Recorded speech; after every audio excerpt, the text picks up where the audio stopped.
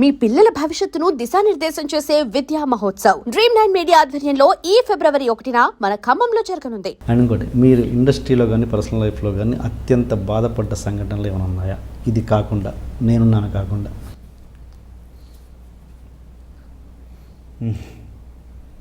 అవునన్నా కాదన్న సినిమాకి ప్రొడ్యూసర్ గారు రెమ్యునరేషన్ చాలా తక్కువ ఇస్తున్నారు సార్ అని తేజ గారికి చెప్పాను నేను. చెప్తే మీ స్టేజ్ మీరు ఒకసారి అర్థం చేసుకోండి అన్నారు. ఎవరు? తేజ గారు. ఓ, అది బాగా హర్ట్ చేసింది. అది చాలా బాగా హర్ట్ చేసింది. ఆ తర్వాత ఎంత వర్క్ చేయలేదా మీరు తేజ గారితో? అడిగారు, లక్ష్మీ కళ్యాణంకి అడిగారు, చేశాను. ఆ టైంలో మళ్ళీ యూఎస్ ట్రిప్ వచ్చి మా బ్యాక్గ్రౌండ్ స్కోర్ చేయడం అవ్వలేదు. మీరు ఆయనకి ఇచ్చిన ఆన్సర్ ఏంటి? ఏమి ఇవ్వలేదా? అలాగే ఏం. Okay okay. బట్ నో, అంటే ఇప్పుడు కూడా వీఆర్ ఇన్ గుడ్ టర్మ్స్. మీరు హర్ట్ అయిన సందర్భాలు ఉన్నాయి కదా అంటే ఉన్నాయి అని చెప్పడానికి అదొక. అంటే అనుకున్న రెమ్యునరేషన్ ఇవ్వలేదా లేకపోతే? నేను ఎప్పుడు రెమ్యునరేషన్ అడగలేదండి ఎవరికి కూడా. పాత సినిమాలతో కంపెనీ చాలా తక్కువ ఇచ్చారన్నది. రెమ్యునరేషన్స్ ఇప్పటివరకు ఎవరికి నేను అడగలేదు రెమ్యునరేషన్. మీరు ఇండస్ట్రీలో ఎవరికైనా అడగండి, నేను చేసిన సినిమాలు ఎవరికైనా నాకు ఇంత రెమ్యునరేషన్ ఇస్తేనే చేస్తానని ఎవరికి అడగలేదు. వాళ్ళు ఎంత ఇస్తే అంతే. కానీ అవునన్నా కాదన్న సినిమాకి వచ్చేసరికి ఇట్ వాజ్ టూ లెస్ అనమాట. ఎంత తక్కువ వస్తుందండి సార్ అని అడిగితే తేజ గారు ఆ మాట అనడం నాకు కరెక్ట్ అనిపించలేదు. అంత చేశాకనో చేసే ముందండి? అయిపోయిన తర్వాత.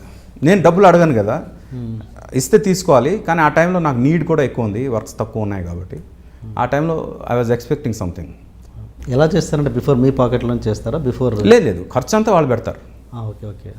ఆ రెమ్యునరేషన్ పార్ట్ ఇవ్వాలి ఆ టైంలో. Okay okay. అవునన్నా కాదన్న టాపిక్ వచ్చింది కాబట్టి మీరు ఆ టైంలో ఒక స్టేట్మెంట్ ఇచ్చారండి. ఏంటంటే ఉదయ్ కిరణ్ గారి సినిమా రిలీజ్ లేట్ అవ్వడానికి మెగా ఫ్యామిలీ వాళ్ళు కొంచెం టార్గెట్ చేశారని మీరు ఓపెన్గా నేను స్టేట్మెంట్ ఇచ్చాను. ఇవ్వలేదా మీరు? అస్సలు ఛాన్సే లేదు. అవును, అందుకే రిలీజ్ లేట్ అవుతుంది అన్నది. లేదు, మీ నుంచి ఏం రాలేదు అస్సలు. అది ఆన్ టైమే అయిపోయింది కదండి. అసలు దానికి ఏమి లేట్, కొంచెం లేట్ అయింది. లేదు, అది ఆన్ టైం. మేము అనుకున్నట్టు చేసాం. యాక్చువల్గా ఫ్రాంక్గా మెగా ఫ్యామిలీ ఉదయ్ కిరణ్ మధ్యలో అసలు ఇదేం జరిగిందో కూడా మాకు తెలియదు. దాని గురించి స్టేట్మెంట్ ఇచ్చే రైట్ ఎవరికి లేదు. అండ్ ఆ రైట్ లేని వాళ్ళు నేను కూడా ఉన్నాను. అందుకు నేను కూడా ఏ స్టేట్మెంట్ ఇవ్వను కూడా. పర్సనల్ లైఫ్లో మీకు బాగా అదే హ్యాపీయెస్ట్ ఆర్ ఎనీథింగ్ చాలా బాగా గుర్తుండిపోయే బాధాకరమైన సంఘటన కావచ్చు? మా ఫాదర్ది చెప్పవచ్చు అండి. చెప్పండి.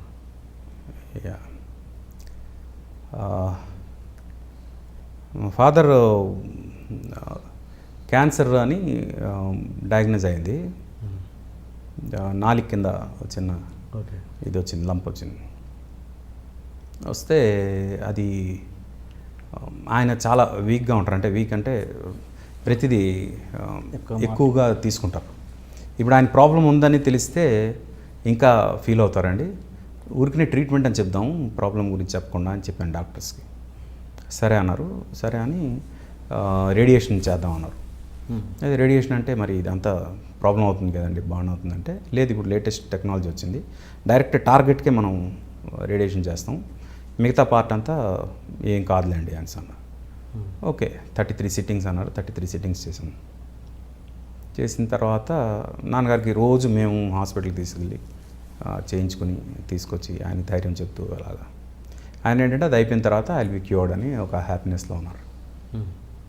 తర్వాత మళ్ళీ స్కాన్ చేశారు. అది అయిపోయిన తర్వాత స్కాన్ చేస్తే ఆ పార్ట్ వరకు తగ్గింది, కానీ ఆ చుట్టుపక్కల పార్టు పెరిగిపోయింది. అంటే రేడియేషన్ తాలూకా బౌండరీ ఏదైతే ఉందో అది ఇంకొంచెం పెద్దగా పెట్టాల్సింది కొంచెం లోపలికి పెట్టారు అన్నమాట. ఓకే. దాంతో అదంతా స్ప్రెడ్ అయిపోయింది. ఆ రోజు ఇంకా డాక్టర్ ఏమన్నాడంటే ఇంకా మనం దాచడానికి లేదు, ఎందుకంటే స్ప్రెడ్ అయింది కాబట్టి చెప్పేయాలి మనం అని అన్నాను. సరే సార్ అని పిలిపించారు. పిలిపించాక డాక్టర్ కూర్చోబెట్టి మీది క్యాన్సర్ అండి, మీకు బాగా లోపలంతా స్ప్రెడ్ అయిపోయింది, ఇప్పుడు ఇమ్మీడియట్గా మీకు ఆపరేషన్ చేసి తీసేయాలి, అది మొత్తం ఈ జా అంతా తీసేస్తాం, తీసేసి ఈ కాలు దగ్గర ఉన్న బోన్ కట్ చేసి అది ఇక్కడ అతుకుతాం, పెట్టిస్తాం. దీని తర్వాత మీ లైఫ్ చాలా దుర్భరంగా ఉంటుంది. ఊజింగ్ ఉంటుంది, ఇలా కంటిన్యూస్గా ఊజింగ్ ఉంటుంది, తర్వాత ఇది ఉంటుంది, అది ఉంటుంది. ఎందుకు బతుకుతున్నారా అనే ఫీలింగ్ కూడా ఉంటుంది. కానీ అవన్నీ మీరు భరించాల్సి వస్తుంది, తప్పదు. ఇలాగా మీరు ఆపరేషన్కి అయితే ఇమీడియట్ రెడీ అయిపోండి అని చెప్పారు. ఆయన అలా చెప్పడం, ఆ రోజే మా నాన్నగారి కళ్ళల్లో చనిపోయిన ఫీలింగ్ కనిపించింది నాకు. చెప్పే విధానం ఒకటి ఉంటుంది. అవును. అంటే ఇంటర్వ్యూ ద్వారా I wanted to tell the doctors, sir problem కొంచెం కాంప్లికేట్ అయింది, అందుకు జా తీసేసి ఇంకో జా పెట్టాల్సి వస్తుంది. పెడితే మీకు కొంతవరకు ఇది ఉంటుంది. చిన్న చిన్న ప్రాబ్లమ్స్ వస్తాయి, ఆ ప్రాబ్లమ్స్ మెల్లగా మీరు అలవాటు పడతారు. అది మీకు కొంతవరకు బాగానే ఉంటుంది అని చెప్తే వేరే ఉంటుంది. ఎందుకు బతుకుతున్నాం అనే ఫీలింగ్ కూడా వస్తుంది మీకు అనే ఒక హార్ష్ లాంగ్వేజ్. ఆ లాంగ్వేజ్తోనే మా ఫాదర్ వద్దులేండి, ఎందుకు బతుకుతున్నాను అని, బతకడం కన్నా ఎన్నాళ్ళు బతుకుతానో ఇలాగే బతుకుతాను అని. ఆపరేషన్ వద్దనేసాడు డాడీ. అన్నాక ఇంకా ఆపరేషన్ చేసుకోలేదు.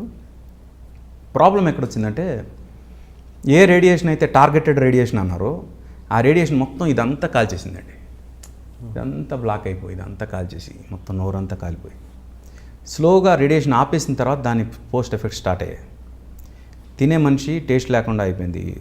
అంటే నాలిక కొరుక్కున్నా, నాలిక ఇది వచ్చేసినా, పీస్ వచ్చేసినా ఆయనకు తెలియదు పాపం. అలాంటి పొజిషన్ వచ్చేసింది. తర్వాత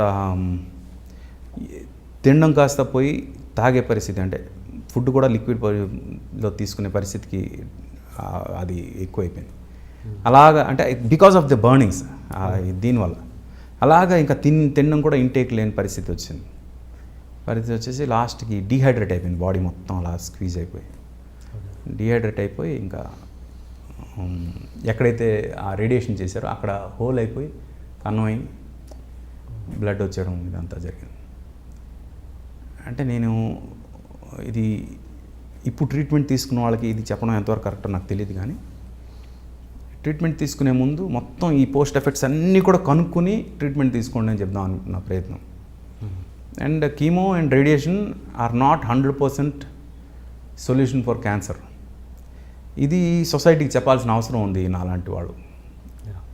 అంటే ఎప్పుడు కూడా సక్సెస్ రేట్ అనేది 100 మందిలో 50 మంది కన్నా ఎక్కువ అయితేనే అది సక్సెస్ఫుల్ ట్రీట్మెంట్ కింద లెక్క నా దృష్టిలో. 100 మందిలో ఒక ఇద్దరు సక్సెస్ అవుతున్నారు అంటే ఆ ఇద్దరిలాగే మీరు అవుతారని మిగతా 98 మందిని సఫర్ చేయిస్తున్నారేమో ఈ ట్రీట్మెంట్ వల్ల అని నా ఫీలింగ్. దాని బదులు ఇంకేదైనా చేయాలి, ఇంకొక ఆల్టర్నేటివ్ ట్రీట్మెంట్ కూడా మీరు ఎంకరేజ్ చేయాలి అని ఈ సందర్భంగా నేను చెప్పాలనుకుంటున్నాను చాలామందికి. అట్ ది సేమ్ టైం ఈ ఆల్టర్నేటివ్ ట్రీట్మెంట్స్ ఏవైతే ఉన్నాయో అన్నీ కరెక్ట్ అని నేను అన్నాను, అలానే అన్నీ ఫేక్ అని కూడా నేను అన్నాను. కొందరికి ఎక్కుతాయి.